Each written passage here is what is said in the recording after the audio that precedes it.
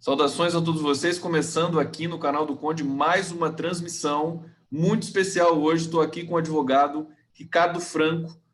Ele é um dos advogados que denunciou ao Tribunal Internacional de Haia o Bolsonaro na condição de crimes contra a humanidade. Ele vai explicar isso direitinho para a gente aqui. Muito boa tarde para você, querido Ricardo Franco. Você está na Espanha, aí, que está numa situação também difícil com relação à pandemia. Saudações, seja bem-vindo aqui para conversar um pouquinho com a gente. Obrigado, Conde. É um prazer estar aqui contigo. E aqui, realmente, estamos aqui na Espanha, e não só aqui, mas também confinados, né? Já há 3 semanas nessa situação. 3 semanas. A situação da Espanha é bastante crítica, né? Como é que você está? Você já mora há muito tempo na Espanha? Como é que é a sua... Conta um pouquinho para a gente do seu trabalho, da sua vida, querido Ricardo. Eu estou aqui estamos já há 15 anos, né, morando aqui.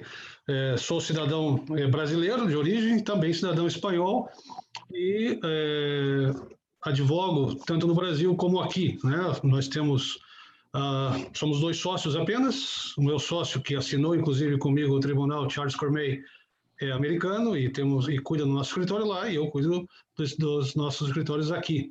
Então, nós fazemos essa dobradinha. Já faz 15 anos que eu estou aqui, e, na verdade, praticamente metade da minha vida eu já estou fora do Brasil, sendo acusado, às vezes, de ser um ET. Ricardo Franco, explica para a gente, você é especializado em crimes contra a humanidade, como é que é a sua especialidade no campo da advocacia internacional? Explica para a gente. Perfeito. Eu sou especialista em direito penal internacional. Tanto eu como o meu sócio, nós somos advogados junto ao Tribunal Penal Internacional.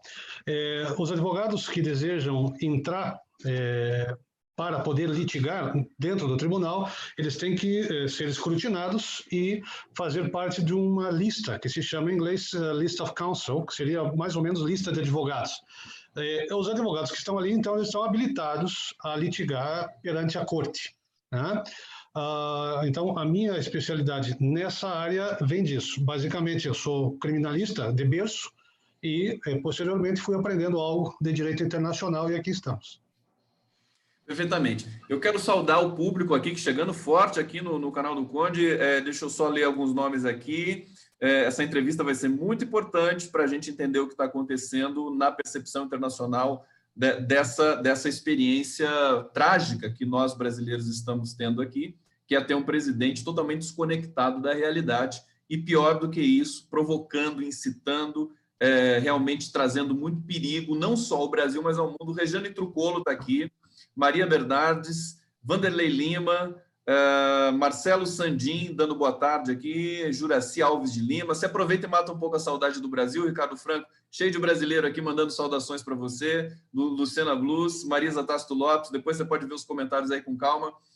Eu queria, então, começar perguntando para você como é que... Há muito tempo eu vinha dizendo nas minhas lives, nas conversas que a gente trava, nos artigos, que o Bolsonaro teria de ser denunciado em alguma corte internacional, pelo volume de violações que ele promove constantemente. É uma rotina, não é só agora com a pandemia do coronavírus, mas você pode explicar tecnicamente melhor para a gente qual a condição técnica que agora surgiu para que ele pudesse ser denunciado e ser agora um potencial criminoso internacional. Diga para a gente. Bom, a relação que nós temos é a seguinte: concordo plenamente com as tuas palavras. Também faço uma saudação a todos os brasileiros e estrangeiros que possam estar nos vendo. É um prazer estar aqui, realmente se mata saudades. Em relação à questão do Bolsonaro, é mais ou menos como você comentou. Ele vem tendo determinadas atitudes, né, durante vários anos, mas mais especificamente desde que ele assume a presidência, né? E isso se quedou mais patente, pelo menos para nós, nos chamou muito mais atenção na atuação dele na qualidade de chefe de Estado em relação ao coronavírus, né, ao Covid-19. Ainda que haja essa questão de nomenclatura, aqui na Europa só se chama de coronavírus. É muito difícil você verificar algo escrito Covid-19 ou alguém comentar sobre o Covid-19 a não ser por escrito. Mas isso nos chamou a atenção. Dentro do Tribunal Penal Internacional, funciona da seguinte maneira: nós somos um tribunal que podemos julgar, né, apenas pessoas físicas. E apenas pessoas físicas daqueles países que não só assinaram, mas também ratificaram o Estatuto de Roma. O que é isso? O Estatuto de Roma é basicamente, entre aspas, o Código Penal e o Código de Processo Penal do Tribunal Penal Internacional. Então, todos os crimes estão ali estabelecidos e a forma procedimental está ali também estabelecida. Muito bem. Apenas podemos julgar, ou julgar, no caso, 4 tipos de crime. O crime de genocídio, o crime de lesa humanidade, os crimes de guerra e os crimes de agressão. Okay? Aí havia, no Brasil, e há, né, várias questões dizendo Bolsonaro genocida. Tal. Bom, tecnicamente, ele não se encaixa no conceito de genocida. Existem alguns conceitos muito claros dentro do Tribunal Penal Internacional a respeito do genocídio. Então, o que é o genocídio? Para explicar bem, seria vários atos que são mencionados no artigo 6º do Estatuto de Roma, que são perpetrados com a intenção de destruir total ou parcialmente um grupo nacional, étnico, racial ou religioso como tal.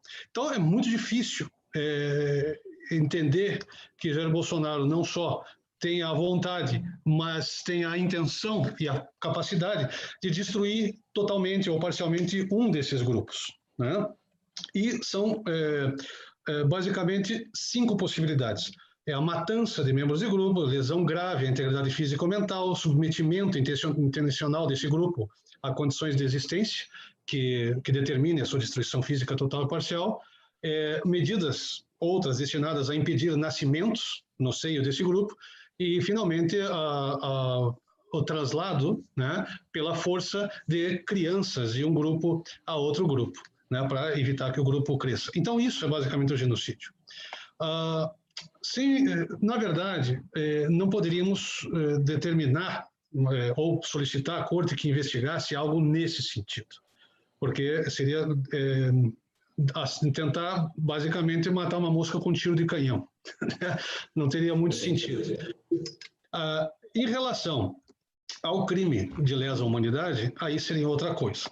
O crime de lesa à humanidade está estabelecido no artigo 7 do mesmo Estatuto de Roma, e ele também, ao contrário, igual que o crime de genocídio, ele estipula exatamente o que é ou o que deixa de ser. Então, o que diz o artigo 7º? Basicamente que, para os efeitos do Estatuto de Roma, se entenderá por crime de lesa à humanidade qualquer dos atos que a seguir ali se determinam, quando se cometa como parte de um ato generalizado ou sistemático contra uma população civil e com conhecimento desse ataque, né? Então, há várias questões: assassinato, extermínio, escravidão, deportação, prisão ou privação grave de liberdade física, a tortura, né, a violação ou a escravidão sexual, uma perseguição de um grupo, uma coletividade, desaparição forçada de pessoas, o próprio crime de apartheid, e finalmente chegamos ao última linha, vamos assim dizer, deste inciso 1º do artigo 7º, que determina outros atos inumanos ou desumanos de caráter similar, que causem intencionalmente grandes sofrimentos ou atentem gravemente contra a integridade física ou a saúde mental ou física. Então, dito tudo isso, nós entendemos que, para caracterizar o delito que Bolsonaro vem, em princípio, supostamente cometendo, seria encaixável, vamos assim dizer, apenas nessa letra K, que seriam outros atos desumanos similares.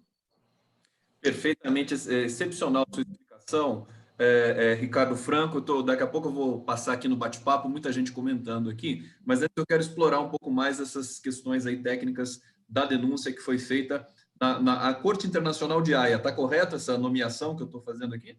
Em Haia, nós temos mais de 400 cortes e ONGs, né? Haia Perfeito. talvez seja o lugar do mundo onde mais tem. Para que não haja nenhuma confusão, nós podemos especificar as grandes cortes, entre aspas, de Haia, como duas. Tá? A Corte Internacional de Justiça, que trata de questões entre países. Então, é Estado contra Estado. Ok. E o Tribunal Penal Internacional, que trata de crimes. E apenas se aceita dentro do tribunal que esses crimes são cometidos por pessoas. E quem são essas pessoas? São as pessoas que estão no topo da cadeia de mando. Presidentes, generais, se houvesse o caso de ditadores, seus respectivos generais, enfim, todos os chefes de comunicação, todas as pessoas que têm possibilidade de comando que possam levar a graves violações do direito internacional. Então, sempre na pessoa física. No nosso caso, é o Tribunal Penal Internacional. Perfeitamente. E agora, especificamente sobre o comportamento do Bolsonaro e dessa pandemia, digamos assim, eu queria que você falasse um pouco do texto que foi apresentado por vocês, mas e te perguntar, né, que é a seguinte questão: essa pandemia, essa é uma nova realidade internacional que nós estamos tendo, global. E isso acho que enseja e exige do mundo do direito novas leituras e talvez adaptações também daquilo que possa ser entendido aí como crime, como lesa a humanidade que você pontuou. Explica Pode ser chamado crime contra a humanidade ou crime de lesa humanidade. Lesa humanidade, exatamente. Essa questão agora mais voltada realmente para o texto que vocês apresentaram lá. O que vocês estão dizendo que o Bolsonaro promoveu que pode ser enquadrado e agora, enfim, ele vai ter um desdobramento e depois você pode falar disso também. Perfeito. No caso, nós fizemos uma análise junto com primeiro, na verdade, quem fez toda essa análise foi a Associação Brasileira de Juristas pela Democracia.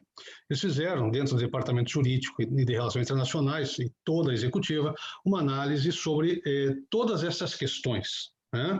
Então, claro, nós não teríamos como apresentar absolutamente nada sem o auxílio deles. Né? Na verdade, eles são os propositores da ação. Nós somos meramente os advogados que demos curso a isso. Né?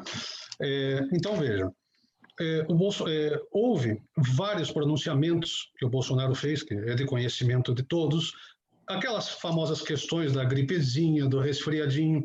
Então, tudo que ele fez, minimizando a possibilidade massiva de contágio, causa um grande perigo. Por quê?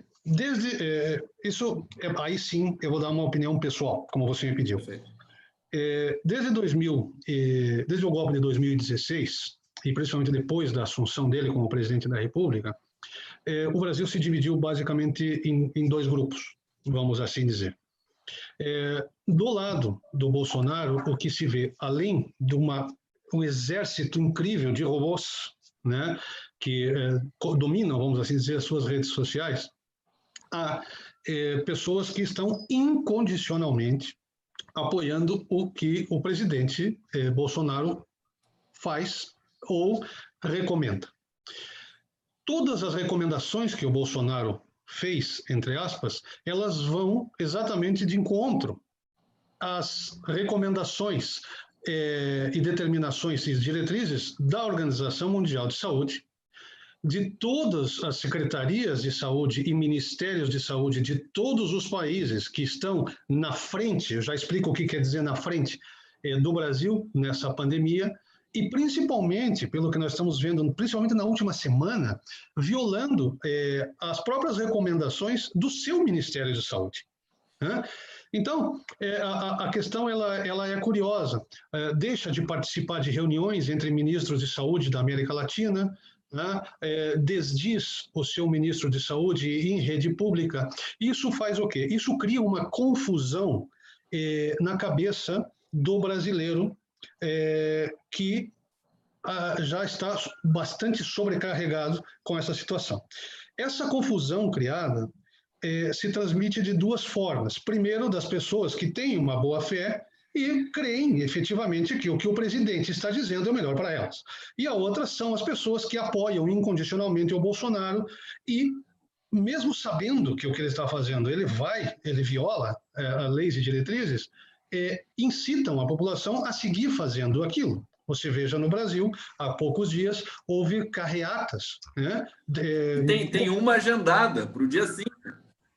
Imagine, são as carreatas que eu já ouvi dizer por aí, carreatas da morte, e me parece que o nome é bastante adequado. Né?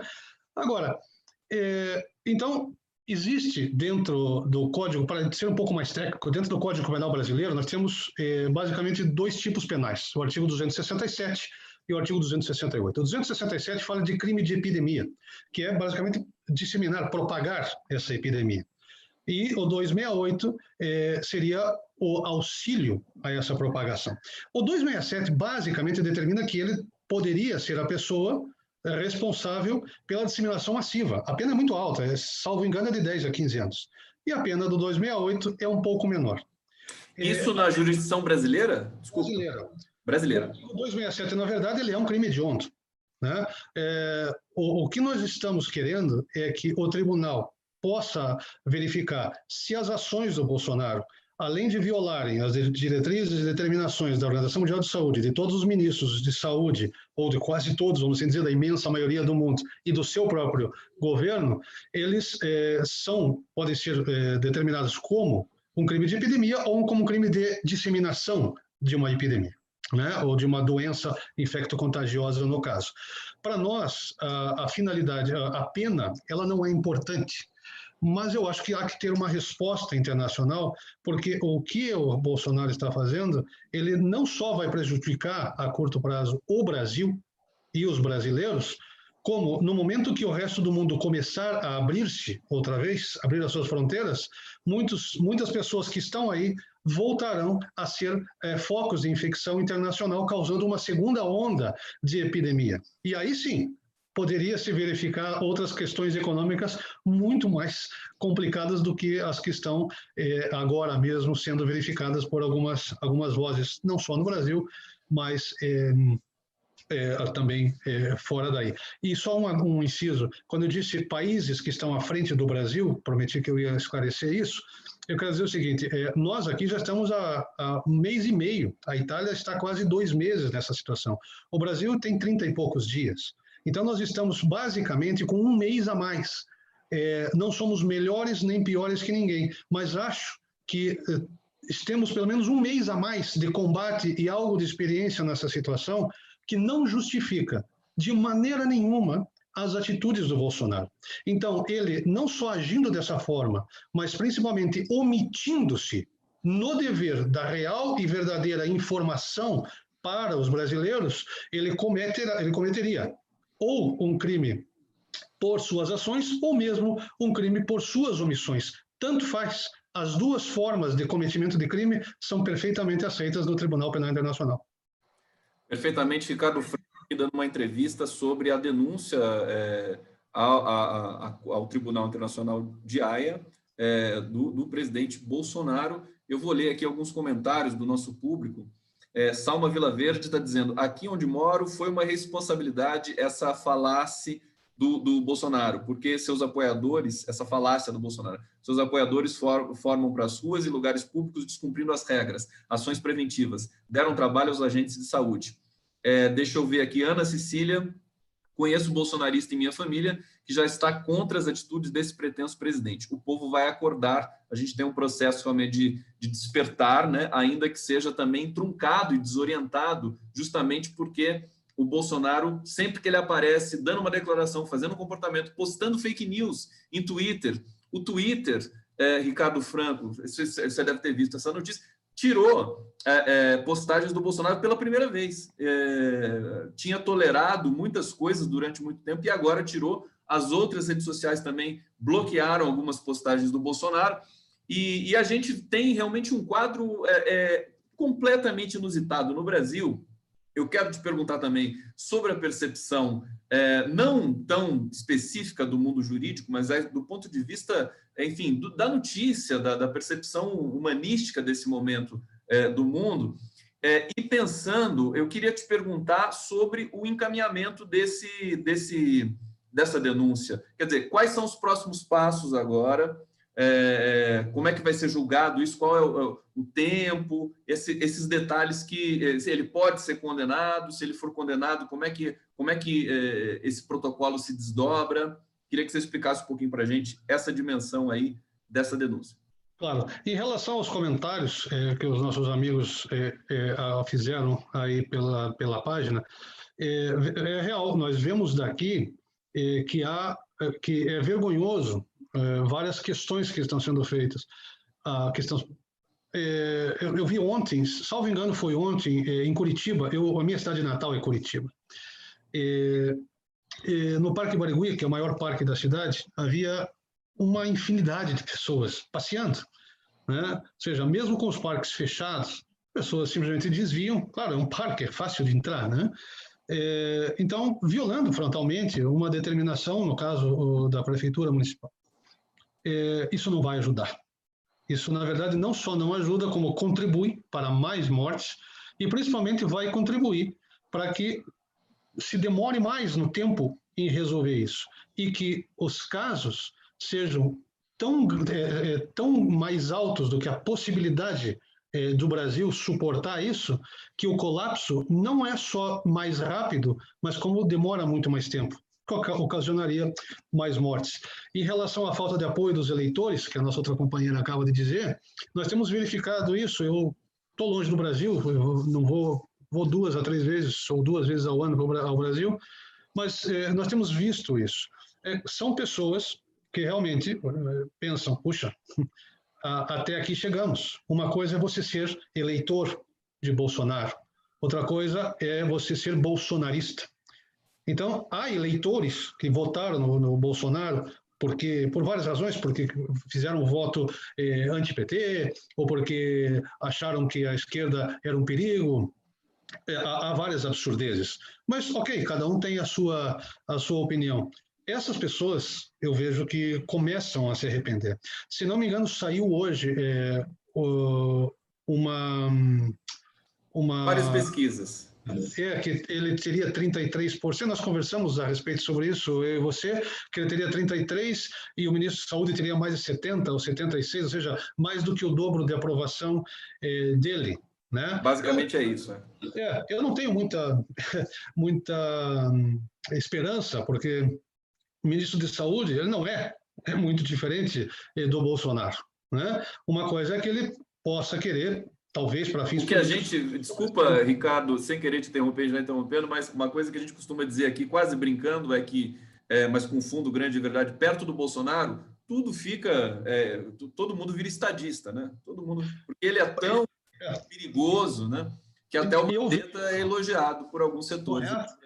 É verdade. Eu vejo hoje pessoas que eu vi na minha timeline, que são amigas minhas de 20 anos ou mais, professores, que eu sei que não são, enfim, militantes políticos, né? Mas que sempre tiveram uma voz muito poderosa contra o Bolsonaro, dizendo, puxa, que legal, né, o ministro da Saúde. Eu falei, não nos enganemos, né?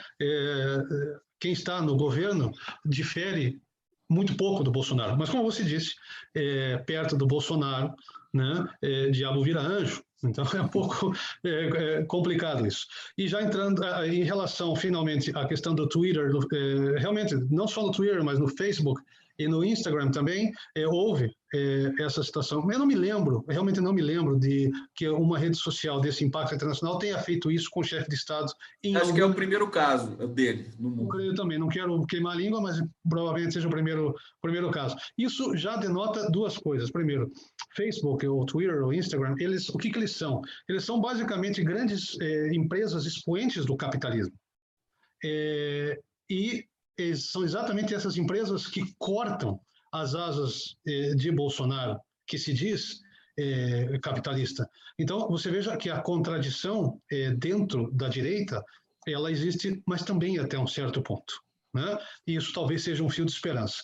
Em relação, aí a tua pergunta direta, desculpe-me devagar um pouco. Ricardo, eu quero dizer o seguinte, você é excepcional, entrevistar você, assim, você é organizado, inclusive organiza as nossas questões, então fica à vontade. Imagina, eu te agradeço. Pode inventar do jeito que Obrigado. você quiser. Perfeito, Cone, obrigado outra vez. Então, em relação à tua pergunta sobre quais são os desdobramentos agora no ICC, no Tribunal Penal Internacional, nós chamamos de ICC porque é ICC nas suas siglas em inglês, né? International Criminal Court, traduzido ao português é o TPI, né? Que seria o Tribunal Penal Internacional. Para que nos entendamos, os desdobramentos no TPI, como é que seriam? Bom, isso funciona assim. Qualquer pessoa no mundo inteiro, qualquer associação, certo? Qualquer pessoa jurídica independente tem o direito de apresentar uma denúncia junto ao Tribunal Penal Internacional. Isso não significa que essa denúncia é automaticamente aceita e, como nós dizemos, levada a trâmite. Não. Isso passa por um filtro inicial. A quem se faz essa denúncia? Né? Nós fizemos essa denúncia pela ABJD, né? Em representação da ABJD, Associação Brasileira de Juristas pela Democracia, e essa denúncia é feita junto ao que se chama de OTP, que é Office of the Prosecutor, que seria basicamente o escritório do Procurador-Geral. No caso da Procuradora-Geral, que é a Fatou Bensouda, que é a Procuradora-Geral, que é a única pessoa que pode trazer, abrir investigações, né? E depois fazer as devidas acusações. Isso é centralizado na Fiscalia, na Promotoria de Justiça, para que nos entendamos. Muito bem, a Fatou, que é uma jurista de Gâmbia, aliás, é espetacular, ela vai receber essa denúncia. Isso foi protocolado de ontem para hoje. Se nós falamos horário brasileiro foi ontem, horário europeu foi hoje, porque acho que era 2 da manhã aqui. O que ocorre? Essa denúncia é recebida pelo escritório da Procuradora-Geral e se verificará duas coisas. Primeiro, se eles entendem que os elementos que nós narramos ali como delitos são graves o suficiente para justificar uma investigação, ou se não são. Não há uma terceira hipótese. Né? Se eles entendem que não são suficientes, eles arquivam o procedimento. Esse arquivo é definitivo? Resposta: não é.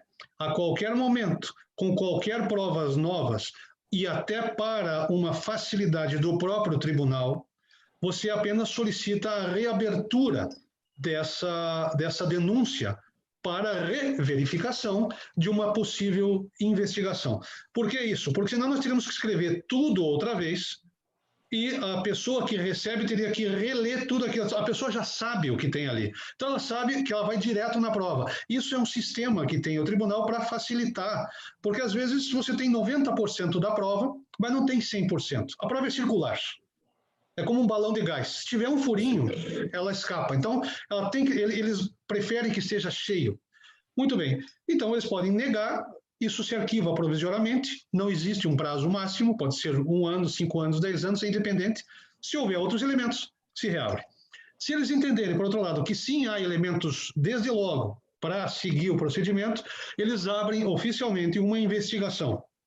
Nessa investigação, eles vão solicitar informações ao governo federal brasileiro e poderão solicitar o interrogatório de Jair Bolsonaro. Nós pedimos o interrogatório de Bolsonaro que seja feito em Haia, que ele venha fazer uma visita aqui a nós, que possamos interrogá-lo sobre todos os aspectos, porque ele terá o direito, né, e também o dever perante todos os brasileiros, de informar o que o motivou juridicamente a cometer esses atos que nós reputamos, presuntamente, como dizemos por aqui, como atos criminosos. Uma vez que essa investigação termine, a fiscal geral ela vai decidir se ela apresenta um processo criminal ou não.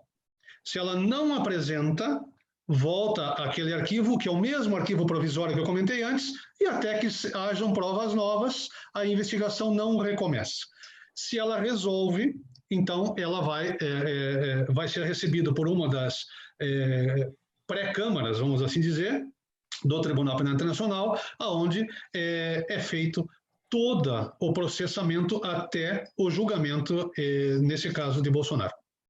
Ricardo, deixa eu te perguntar duas coisas, então, nesse ínterim aí da sua explanação. Se ele se negar, ele pode se negar se ele for notificado e chamado para ir depor em Haia, ele pode não ir. O que acontece nesse caso? Ele vai ser solicitado, eu salvo engano, uma segunda e provavelmente uma terceira vez, mas a Fiscalia ela pode solicitar perfeitamente, então, a detenção de Bolsonaro para que seja removido e levado perante o tribunal, como qualquer pessoa que esteja investigada por um juiz de direito, um juiz criminal no Brasil. Se a pessoa não se nega a ir diante de um juiz, ela é trazida. O fato de eu ser um presidente da República e que tenha imunidade, essa imunidade não funcionaria perante o Tribunal Penal Internacional. Isso é definido dentro do Tribunal Penal Internacional, que os chefes de Estado não gozam dessa imunidade de não querer ir.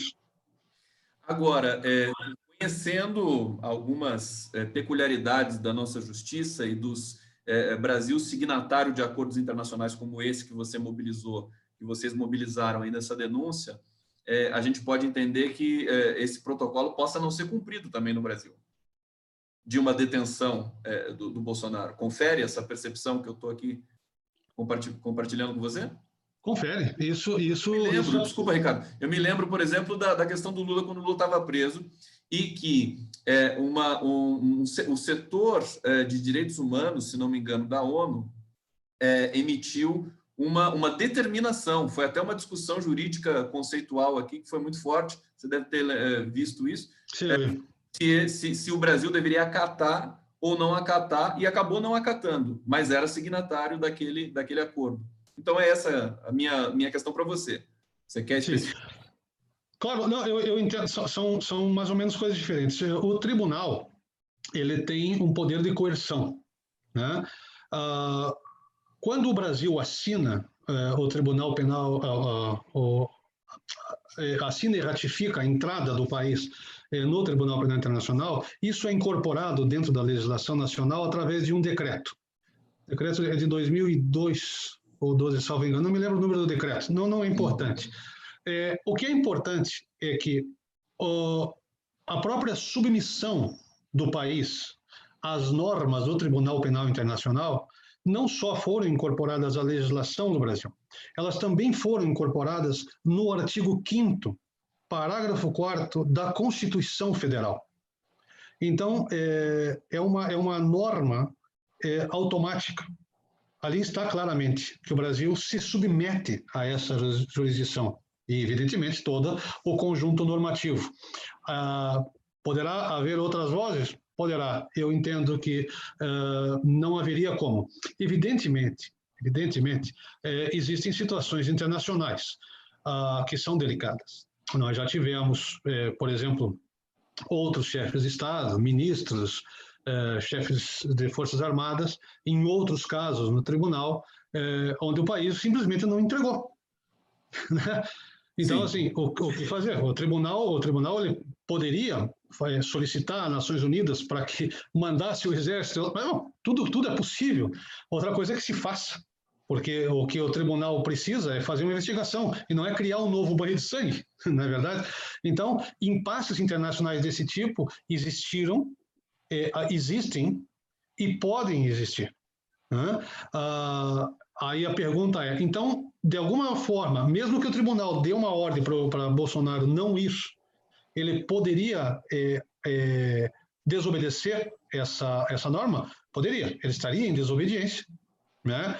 Ele estaria desacatando o tribunal e violando a própria Constituição, ainda que, de certa forma, isso não seja surpreendente. Perfeitamente. De qualquer maneira, a gente sabe que esse ele já está bastante complicado, usar a linguagem popular, né? O Bolsonaro está numa situação bastante complicada. E aí, uma última questão, antes de eu só dar uma passada no bate-papo, para a gente ir para o bloco final já, Ricardo Franco, perguntar se nesse meio tempo ele, muita gente dizendo, né, que está fragilizado politicamente, a gente percebe isso, a gente percebe que os casos no Brasil estão subnotificados, 9 entre 10 pesquisadores médicos afiançam essa tese, e se ele vier a sair da presidência da República por alguma força maior, muda alguma coisa nessa relação da denúncia que foi feita?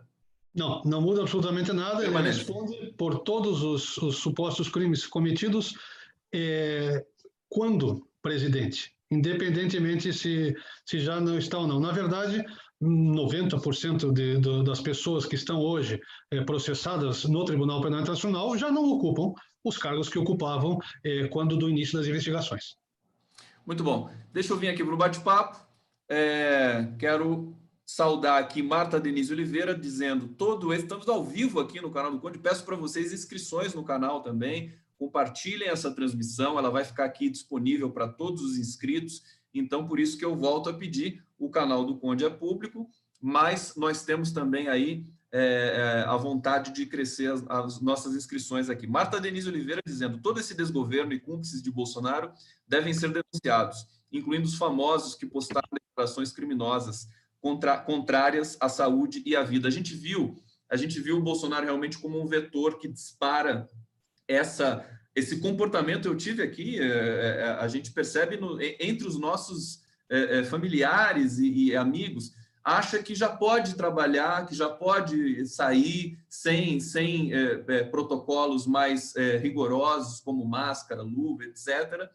E as pessoas passam por um drama no Brasil também, que é um dos países mais desiguais do mundo, você sabe, né, Ricardo Franco? Então, é uma situação, a gente vê pessoas ligadas ao Bolsonaro, ligadas a igrejas, dizendo que é uma falácia, que é uma mentira, que esse vírus mata.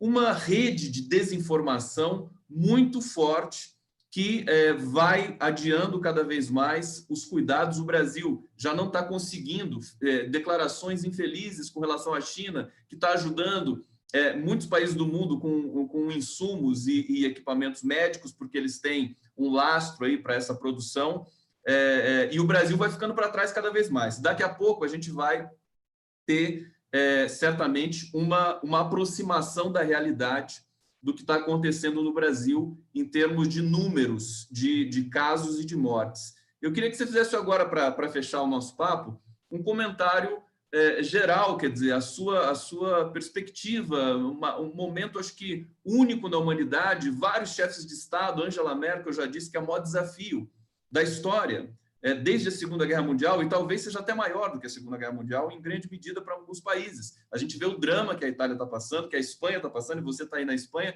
Queria que você fizesse uma resenha, agora já saindo um pouco da esfera meramente jurídica, para a gente, no final, só concluir e explicar mais uma vez para o público aqui o que está acontecendo com o Bolsonaro nessa denúncia internacional.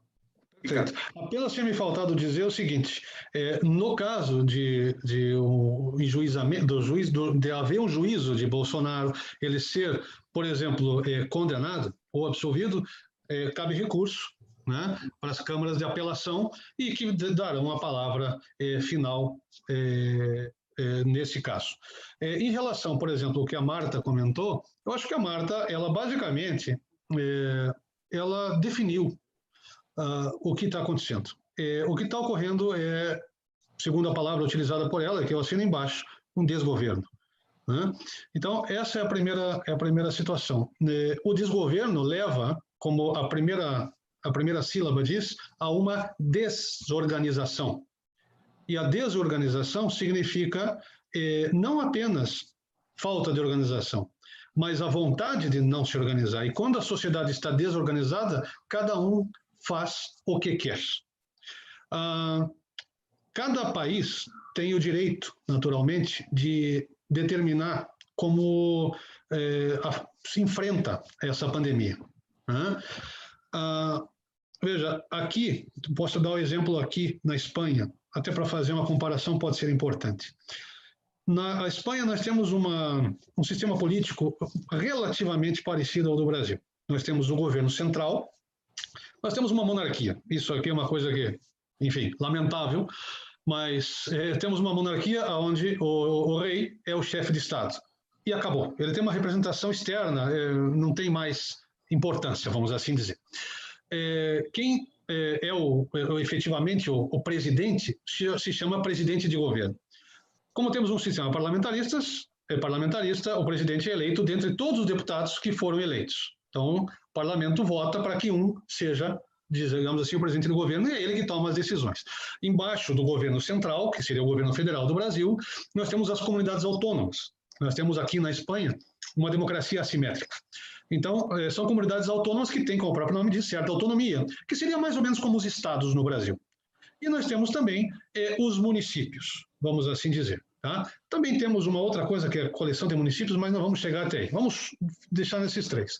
O que ocorre?